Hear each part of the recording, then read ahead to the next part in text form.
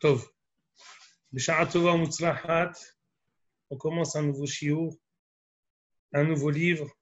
Behemet, Simcha Gedola, après avoir étudié Sefer Kohelet pendant presque un an. On avait commencé en Elul. On a réussi à venir à bout de ce Sefer difficile et compliqué en un an. Baruch Hashem. On a fait Sioum la semaine dernière. Maintenant, on commence Megillat Esther, comme ce qui a été demandé par les participants. Hiba Yetera Noda'at à Megillat Esther. Tout le monde aime Megillat Esther parce qu'elle est étudiée, elle est approfondie. Tout le monde connaît l'historique de Megillat Esther. Donc, ça permet également, à contrario des autres Megillot, à part Megillat Ruth, où il y a un historique, les autres Megillot sont parfois des maximes, Shir HaShirim, l'amour entre HaKadosh Baruch Hu et Knesset Israël, Echen al Zeh Haderech. Echa, ce sont des lamentations, donc il n'y a pas tellement d'historique, mais Ruth et Esther, les deux sont des Megillot avec un historique. C'est pour cela qu'elles sont plus faciles et on préfère les étudier. Alors maintenant, on va commencer, j'aimerais m'arrêter sur la particularité de Megillat Esther, la particularité de Megillat Esther en introduction au Sefer. On sait à propos de Megillat Esther plusieurs choses. Alors, je répète. Avant qu'on commence à étudier Vahi, Bimeh, Ahashverosh ou Ahashverosh, il convient de faire une akdama sur la particularité qu'a Megillat Esther sur les Kavdalet Sefarim, sur les 24 livres qui forment le canon biblique. Megillat Esther, on dit dans le Yerushalmi, alors c'est l'occasion pour moi de mentionner mon beau-frère Lishvah. Ici, on n'a pas eu les photocopies, on n'a pas pu le faire sur écran, donc c'est que moi qui ai les Mekorot. C'est assez pratique et c'est efficace. Donc on n'a pas eu l'occasion de le faire, je ne savais pas que Jérémie allait participer. Al-Kol Panim, il y a un Yerushalmi très connu. Dans Perek Rishon, Al-Achahé. Et l'enseignement d'Yerushalmi aussi est très connu par tout le monde. Kol ha-nevi'im atidim leibatel chutz mi-Megillat Esther. Je vous lis ici le Lachon. Ha-nevi'im ve'aketuvim atidim leibatel. וחמשת ספרי תורה אינם עתידים להיבטל. שתקיש אומר, אף מגילת אסתר אינם עתידים להיבטל. שנאמר, וזכרם לא יסוף מזרעם. Il existe une particularité à Megillat Esther, qu'elle va être éternelle. Même si tous les livres des prophètes vont être annulés, ça veut dire quoi? Il y a beaucoup de livres des prophètes qui ont comme particularité le fait qu'ils sont torehot. Akadosh Baruch Hu nous rappelle à l'ordre, Akadosh Baruch Hu nous donne du moussar par le biais des Nevi'im.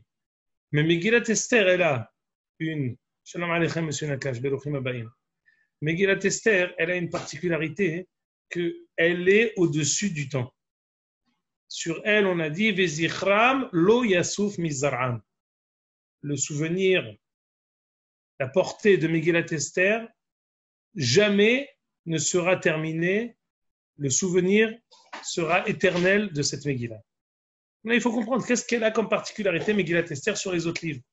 On aurait pu dire sur Shir HaShirim, Kol Kitvei Kodesh, Kodesh, ve Shir HaShirim, Kodesh Kadashim. On aurait pu dire sur beaucoup d'autres livres.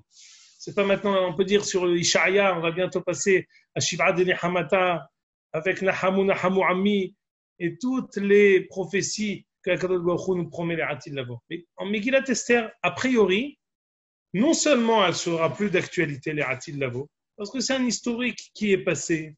C'était entre les deux Mikdashot, entre le Beth Amikdash Harishon et le Beth Amikdash Hasheni, avant que le deuxième Beth Amikdash soit reconstruit. C'était un affrontement avec une galoute qui a été ensuite totalement détruite. Parasumadai, il n'y a aucun zécher de la galoute de Parasumadai. À l'image de Galoute Bavel de Nebuchadnezzar, qui n'est plus maintenant que de l'histoire. C'est la même chose. Maintenant, on est dans Galout Edom. Alors pourquoi on nous dit que non, les Atid, Lavo, même quand il y a vos Mashiach, qui est chez Beth Amikdash, Adaïn, on se rappellera de Megillat Esther. Elle fera partie du canon biblique qui sera limité, qui sera Metzumtzam, à l'image des Hamisha Homshet Torah, Ribono Shel Olam. On a vu ça que à propos du Sefer Yehoshua dans la Sechet Nedarim. On dit si on n'avait pas fauté, on aurait eu Hamisha, Homshet Torah et Sefer Yehoshua pour Eretz Israël. Alors l'explication elle est simple, on dit que Eretz Israël, Sefer Yehoshua, c'est comme un complément de Hamisha Homshet Torah. Eretz Israël et Hamisha Homshet Torah, c'est un noir. Comme si Moshe Rabbeinu, comme on lit dans les parachutes qu'on lit maintenant, il n'a pas terminé la Melacha et c'est Yehoshua qui a terminé. C'est-à-dire, on comprend. Mais Megillat Esther, ça vient dans un contexte de faute, où on était dans la galoute de Ahashverosh. Ça vient dans un contexte des deux Mikdashot. Ça vient dans un contexte de galoute, où on était dispersés. Pourquoi on dit que ce traité-là sera gardé à jamais? Vezichram lo Yasuf Mizara. Ça, c'est la question que je pense devra nous occuper pendant toute cette Megillah. En quoi cette Megillah, elle a une portée éternelle? Ça, c'est en introduction à Megillat Esther, avant de rentrer dans l'historique que tout le monde connaît. Je répète, ce que j'ai dit là, c'est marqué dans l'Yerushalmi Perek Aleph Halacha. Avant de vous donner la parole, ou plus exactement, de ne pas vous donner la parole, je n'attends pas vos réponses, je vais vous proposer directement une réponse, après je vous demanderai de réagir. Il y a quand même dans Megillat Esther une particularité qu'il n'y a dans aucune autre des Megillot. Je pense que vous tous l'avez deviné, c'est l'affrontement avec Amalek. C'est ça ce qui fait de Megillat Esther, c'est ça ce qui lui donne sa particularité et ça ce qui lui donne sa portée éternelle. Et on va essayer d'expliquer ça. Comment Megillat Esther et comment Amalek, c'est quelque chose qui fait partie de l'éternité. D'abord, on va commencer avec la Gemara de Hulin Kuf Lamed Tet. La Gemara de Hulin Kuf Lamed Tet nous dit Haman minat Torah minayin. D'où savons-nous, où avons-nous trouvé une allusion à Haman dans la Torah? Alors j'ai une question à vous poser. Le Maharal pose la question dans Or Hadash Ner Mitzvah. Pourquoi on n'a pas Hanouka minat Torah minayin? Pourquoi on a Haman minat Torah minayin? Tu sais quoi, je vais te répondre. En minat Torah. Mi amar lecha sheyesh. Haman minat Torah minayin, réponse, il n'y a pas. Qui t'a dit qu'il y a? Et si je t'avais dit Antiochus minat Torah minayin, qu'est-ce que tu m'aurais répondu? En. Alors pourquoi Haman minat Torah minayin? Qui te dit qu'il y a un rapport? Qui te dit que la Torah, elle inclut Megillat Esther en allusion? Réponse de la Gemara encore plus étonnante. Shene Emar, Hamin ha'etz asher amarta levilti achol mimenu achalta. On ramène comme Makor à Haman dans la Torah, Hamin ha'etz, jusqu'où on remonte? Jusqu'à Adam Arishon avec Etz Hada'at Tovara. On est remonté aussi haut. Hamin ha'etz. Qu'est-ce qui fait que Amalek, son histoire, elle soit ne'utza, elle soit jetée jusqu'à, ça va jusqu'à la nuit des temps, et ça commence en fait depuis Sheshet Yemei Bereshit, Hamin ha'etz. Première chose. Deuxième chose, je vais vous donner encore une autre Gemara qui est connue en Sanhedrin Tzaditet. Shimon, excuse-moi, si tu veux que je peux les trouver rapidement, les Mekorot, si tu veux donner des Mekorot. Si tu veux, tu peux, mais si tu as Hulin Kuf Lamed Tet, c'est bien. Hulin Kuf Lamed Tet? Ouais, mais Jérémy, ne te dérange pas, viens en avance. Bezrat Hashem, la prochaine fois, Beratson, Rav, si je sais que tu t'associes. Je sais que toi, le jeudi soir, tu as ton chiour avec ton Rav, c'est pour ça que j'ai pas. Ouais, en ce moment, je me suis pas imaginé. Merci beaucoup. Mais si tu veux, fais Sanhedrin Tzaditet, Amoud Bet. Sanhedrin Tzaditet, Amoud Bet. Shalom Aleichem, Dan Levi, Baruch Haba. Donc, disais-je que la portée éternelle de Megillat Esther, elle commence d'abord par le fait qu'il y ait comme antagoniste Amalek. Amalek, ça veut dire, comme dit la Gemara dans Hulin Kuf Lamed Tet, Hamina Aetz, ça revient jusqu'au Aetz Hada'at Tovara. Également, la Gemara dans Sanhedrin Tzaditet Amoud Bet nous dit, elle nous raconte une histoire là-bas, elle ramène certains psukim, où d'une certaine manière, les Amoraïm et les Tanaïm posent la question, pourquoi ils ont été écrits dans la Torah? Par exemple, pourquoi on a dû écrire dans la Torah Vetimnar, Haïta, Filegesh, les Eliphaz, Eshet Esav. On dit à propos de Timnar qu'elle était la Pilegesh. Alors, je vais ramener cette Gemara ici.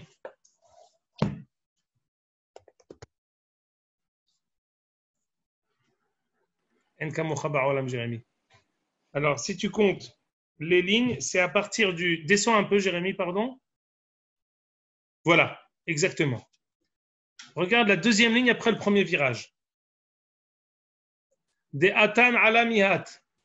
Ahot lotan timna. On dit que la femme de Lotan, elle s'appelait Timna. Qui était cette Timna? Maïhi. Timna bat melachim havai. Timna était une fille de roi. Dirtif, Allouf Lotan, Allouf Timna. Vechol Allouf malchota belotaga. Toutes les personnes qui sont mentionnées à la fin de Parashat Vayishlach avec Elle Alloufé Isav, Elle Alloufehem ou Edom, tout cela était roi. Donc on dit qu'à propos de Timna, Allouf Timna, qu'est-ce qui s'est passé? Timna, elle voulait se convertir. Elle est partie voir Avraham Avinu. Ils l'ont repoussée. Elle est partie se marier. Donc Pilegesh a été concubine de Eliphaz, le fils de Esav. Amra, maintenant, juste que je vous dise pour l'historique, qui a été l'enfant? Qu'est-ce qui a été issu de cette union entre Eliphaz ben Esav et Timna? Amalek. Amra mutav tehe shifha le umazo velo tehe gevira le uma acheret. Elle, au début, elle a voulu se convertir. Elle s'est dit, je préfère être Zanav l'Arayot plutôt que d'être Rosh le Shu'alim. Je préfère être la dernière des Shfahot chez Am Israël plutôt que d'être présidente ou reine chez les Umot HaOlam. Finalement, Abraham a refusé de recevoir Timna. Qu'est-ce qui s'est passé? Nafak minna Amalek de Tsa'arinhu le Israël. À cause de cet épisode-là, finalement, elle s'est mariée avec Eliphaz, le fils de Esav, et il y a eu Amalek. Donc on voit que Amalek, d'abord, historiquement, est le petit-fils de Esav, c'est le fils de Eliphaz, et il est issu de l'union avec Timna. Et quelle histoire de Timna? C'est une Bat Melech. Am Israël l'a refusé pour la guéroute. On dit, en Onesh, le pshat de la Gemara, on a été puni et Akadosh Baruch Hu nous a donné à cause de ça Amalek. J'ai une question à vous poser. Et pourquoi Avraham, Yitzhak et Yaakov, ils l'ont repoussé? Quoi, ils n'ont pas compris ça. Il faut recevoir, quoi, ils se sont trompés. Si on connaît bien l'histoire du Sefer Bereshit, il y a eu un autre épisode où on a refusé un mariage. Yitzhak avec Rivka et Eliezer, il disait, moi, je peux être ton héritier. Si tu veux, je peux te trouver quelque chose pour pouvoir marier Yitzhak. Qu'est-ce qu'il a dit Avraham à Eliezer? Pardon, pas Eliezer. Si. Dolé ou Mashke Mitoratodam, mais c'est qu'Eliezer, ce qu'il lui a dit, non, il dit, toi, tu es Arur. Ve'en Arur d'avec Bebaruch. La même raison pour laquelle Avraham a repoussé Eliezer, c'est la raison pour laquelle Avraham a repoussé Eliphaz, Timna, ce qui a ensuite donné l'union et l'enfant Amalek. Pourquoi? Parce que profondément, il y a un antagonisme profond entre Timna, qui est en fait issu de toute cette lignée, qui est Arur, qui est Tamé, qui est exactement l'inverse de Am Israël. Et c'est la raison pour laquelle Avraham, Yitzhak et Yaakov les ont repoussés. Malgré le fait qu'ils soient les descendants d'Yitzhak, en fait. Qui? Eh ben, c'était les descendants d'Esav, donc les descendants d'Yitzhak. Vadaï, il a fait merde. C'est une très bonne remarque que tu dis, Jérémy. Je te dirais juste en une phrase ce que le Or HaChaim HaKadosh nous dit, qu'il y avait dans chacun des Avot, en commençant par Avraham, en continuant par Yitzhak, comme un fruit et la klipa. Obsolète. Et à chaque fois, on a eu le fruit et la klipa. À chaque fois, il y a une klipa qu'on jette. Jusqu'au moment où on est arrivé à Yaakov, et on a eu une figue, où et la peau et le fruit se mangent. Mais avant... Oui, mais enfin, Eliezer, il est de, si je me souviens bien, il est de la lignée de Canaan, enfin de Ham. Et lui, il est Harour. Alors que Eliphaz, enfin tout ce qui est de la lignée de Esav, ils ne sont pas Harourim, selon la Torah. Très bonne remarque. L'explication que je vous donne ici est l'explication de Rabbi Avraham Saba. Rabbi Avraham Saba était Mimegouraché Sfarad. Il a été chassé plusieurs fois du Portugal et d'Espagne. Et il a cette explication-là, il la donne, lui, comme ça, Bedel Chagav. J'ai ouvert la Gemara pour voir si c'était écrit. C'est pas écrit. C'est un pirouge de lui. Mais je pense expliquer ces paroles en ces termes. Que si on comprend que, en fait, depuis la nuit des temps, depuis, en fait, la création du monde, il existe l'antithèse de Am Israël, l'antithèse de la Kedusha, l'antithèse de la Ségoula. Quand il crée quelque chose, il crée également Zele Omadze Asa Elohim. Quand il n'a pas filé gesh, que ça c'est tamé, ve tahor, ze arur, ve baruch, c'est comme si je vous dis que depuis en fait la création du monde, il a créé aussi Etzad Da'at Tovara. Et il y en a qui s'affilient justement à ce mouvement de Da'at Tovara. Autrement dit, Abraham a senti justement cet antagonisme profond. J'aimerais continuer encore pour vous donner encore cette idée, pour en fin de compte terminer et compléter. Le fait que Megillat Esther soit éternelle, les Atid Lavo, c'est parce qu'elle décrit un imout, un antagonisme avec Amalek. Amalek qui commence depuis Shechet et Bereshit. Amalek qui continue au temps de Abraham qui a repoussé Timna Aïta Pilegesh. Et justement, le fait de l'avoir repoussé, ce n'était pas une erreur, c'était voulu. Pourquoi c'était voulu? Parce qu'il y a une contre-indication profonde de pouvoir recevoir l'antithèse de Am Israël. Alors, qu'est-ce qui s'est passé? Il y a eu Amalek, ce n'est pas une erreur. On continue. On est arrivé maintenant à la sortie d'Égypte. Sortie d'Égypte, qu'est-ce qui se passe? Excuse-moi, Shimon. On a l'air de reprocher à Avraham, Yitzhak et Yaakov d'avoir refusé Timna. Si vous avez bien entendu dans ce que j'ai dit. Non, j'ai peut-être mal compris alors. Non, il n'y a pas de mal. Quand j'ai lu la Gemara, j'ai dit qu'il est dans le pshat de la Gemara, ça leur a été reproché, sans aucun doute. Je vais vous dire mieux encore. Le Bi'ovadi alav shalom, à chaque fois qu'il parlait des guérouillottes, de convertir, la Gemara qui ramenait systématiquement, c'était la Gemara dans sa tête à Moudbet. Mais Timna et Tapi Legesh, regardez, quand on a refusé des guérims qu'on aurait dû recevoir, qu'est-ce qui est sorti? Il est sorti Amalek. Donc, c'est sûr que cette Gemara, c'est ça ce qui ressort de cette Gemara. Et moi, je prends à contre-pied cette Gemara. Mais Avraham, Yitzhak et Yaakov, qu'est-ce qu'ils ont pensé? Et je pense expliquer que c'est pas sur ça qu'on a repris Avraham, Yitzhak et Yaakov. Venez, monsieur Halimi, laissez-moi poser les jalons de la Megillah pour pouvoir continuer, mais c'est une bonne remarque que vous dites. Qu'est-ce qu'ils ont pensé Avraham, Yitzhak et Yaakov? Et sur ça, ils ne se sont pas trompés. Peut-être qu'on leur a reproché autre chose. Que la manière dont ils l'ont fait, le fait qu'il les repoussé totalement sans lui avoir donné la possibilité de revenir. On a une possibilité d'être Metaken Amalek, Kanir El Atid Lavo, c'est la raison pour laquelle cette Megillah, elle restera à jamais. Mais Avraham, Yitzhak et Yaakov, ils auraient peut-être pu reprendre Amalek et l'élever, prendre Timna et l'élever. Peut-être qu'ils ne l'ont pas fait tout de suite et ils ont eu raison. Peut-être qu'ils l'ont fait d'une manière trop brutale et sur ça, ils ont eu tort. Mais cet antagonisme, il est profond et il existe. Donc je reviens. On a commencé depuis Shechet et Bereshit. On continue au temps de Abraham. On continue encore à la sortie d'Égypte. Quelle est la première personne qui s'est mise contre Am Israël alors qu'on était Ketzet Hashemesh Bigvurato? On était comme le soleil Batsaoraim. Vayavo Amalek Vayilahem Em Israël Birfidim. Si quelqu'un lit vraiment les psukim de la sortie d'Égypte, il se dit vraiment c'est comme un cheveu sur la soupe. De quel droit c'est Chutzpah Amalek qui vient pour s'attaquer à nous? Et le Rabbi Avraham Sabar, dans son introduction de 70 pages à Megillat Esther, il fait remarquer que Azni Bahalou Alloufé Edom. Edom, elle est Alloufé Esav et elle est Allouféhem ou Edom.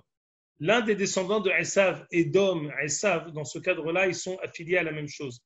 Ils viennent représenter l'antagonisme à Am Israël. Quand ils ont vu que Am Israël est sorti d'Égypte, ils ont eu très peur. Pourquoi? Écoutez bien, c'est extraordinaire.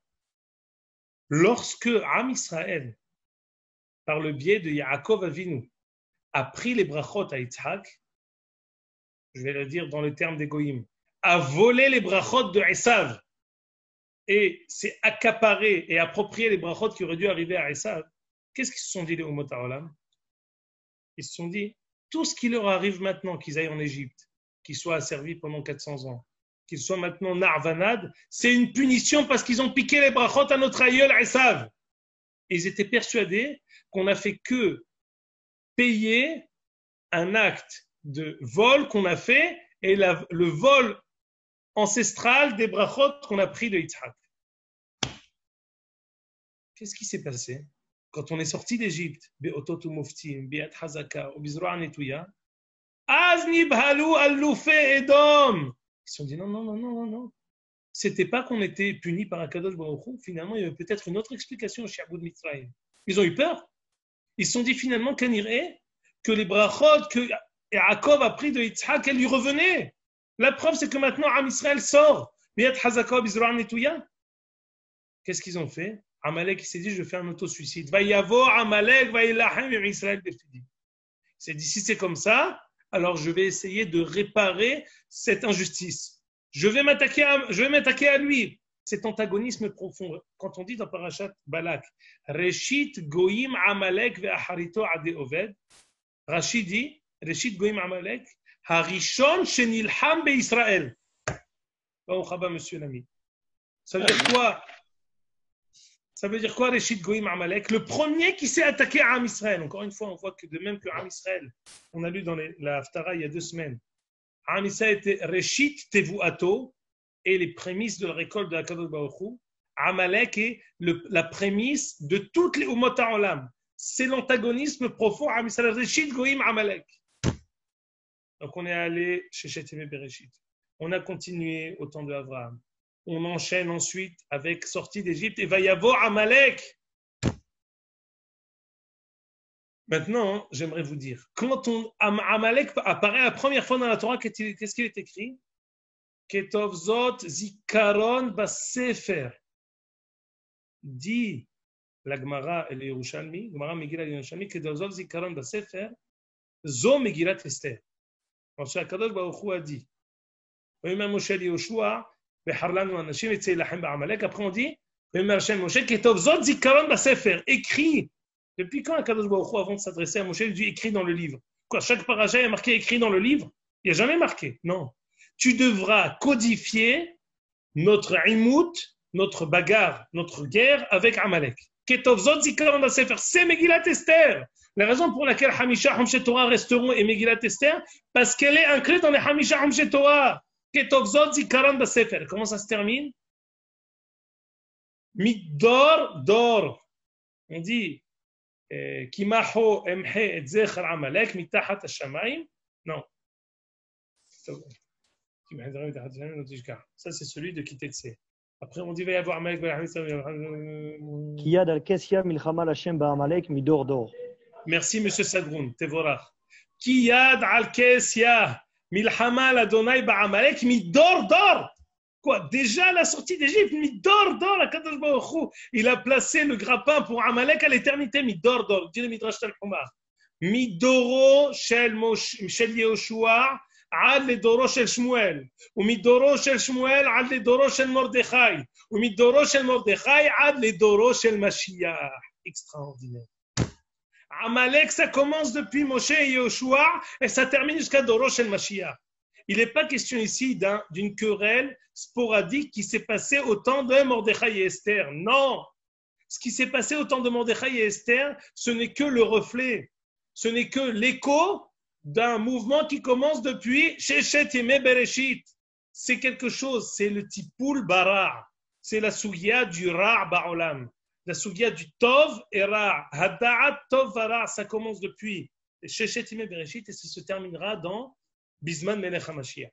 Et en cela, tout de suite, je vais écouter ta question, Jérémie. En cela, Megillat Esther, elle a une portée éternelle et ça, c'est ce qu'on essaiera d'étudier.